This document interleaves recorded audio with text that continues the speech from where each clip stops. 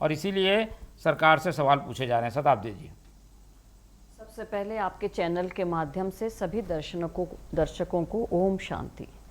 क्योंकि जिस प्रकार की ये घटना हुई है ये दिल को दहला देने वाली है और बहुत ज़्यादा विचार और चिंतन करने वाली है। ये राजनीति करने का विषय नहीं है। यहाँ पर मैं सबसे पहले श्रद्धांजलि देती हूँ हमारे उन दोनों मृतक श्रमिकों को, और उनके परिवार के साथ पूरा देश खड़ा है, पूरा राज्य खड़ा है। हमारे मुख्यमंत्री जी, हमारे गृह मंत्री जी सब उनसे सतत संपर्क में हैं।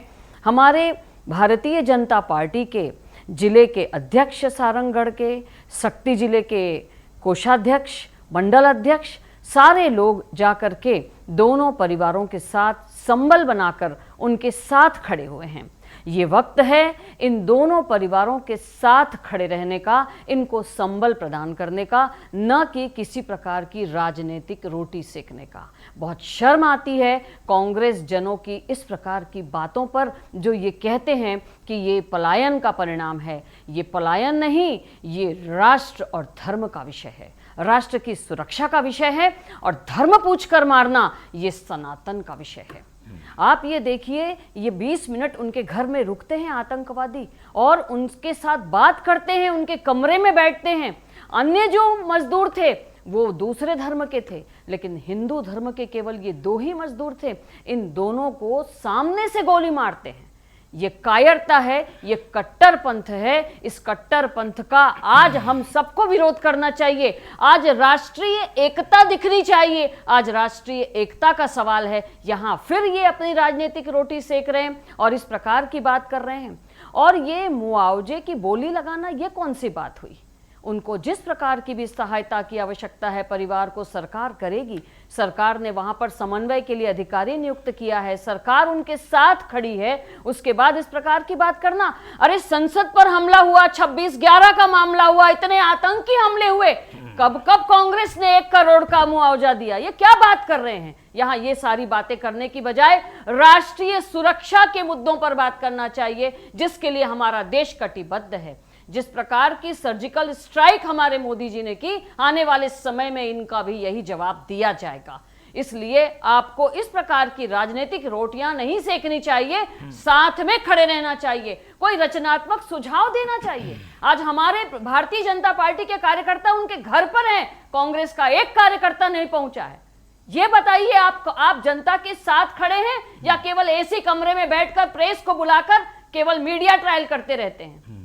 तो ये जो आप कर रहे हैं, इससे बच जाइए। इस घटना के बाद भी आपने जिस प्रकार की प्रतिक्रिया दी है, छत्तीसगढ़ की जनता देख रही है, बहुत गलत है। ऐसे समय में, इतने संवेदनशील विषय में आप राजनीति करते हैं। ये संवेदना की बात है, यहाँ पर संवेदनशीलता से बात करनी चाहिए, ना कि राजनीतिक कोई भी ऐसे जुमले प्रस्तुत करना चाहिए। आप ये बताना चाह रहे हैं, अरे आप बताइए, आप कहते हैं कांग्रेस के समय में पलायन रुका।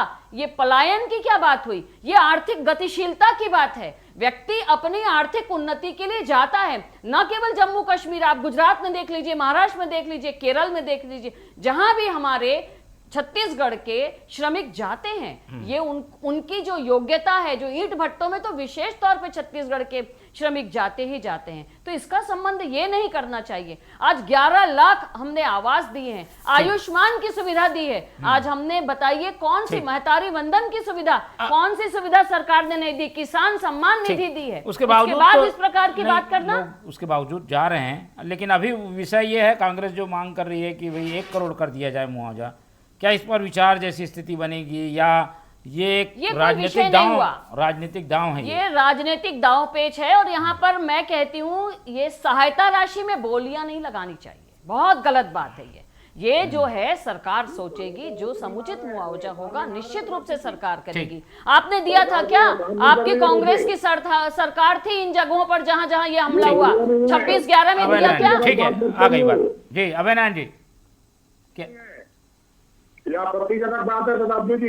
आप कहते हैं विद्वान प्रवक्ता ऐसी बात ना करे, ये बोलिया नहीं है, ये उनका जायज हक है। ठीक है, जायज हक है, वो देना चाहिए कह रहे हैं। नहीं तो आपको ऐसा लगता है कि इस प्रकार की राशि पर आप राजनीति जो कर रहे हैं इससे उनको समाधान मिल जाएगा?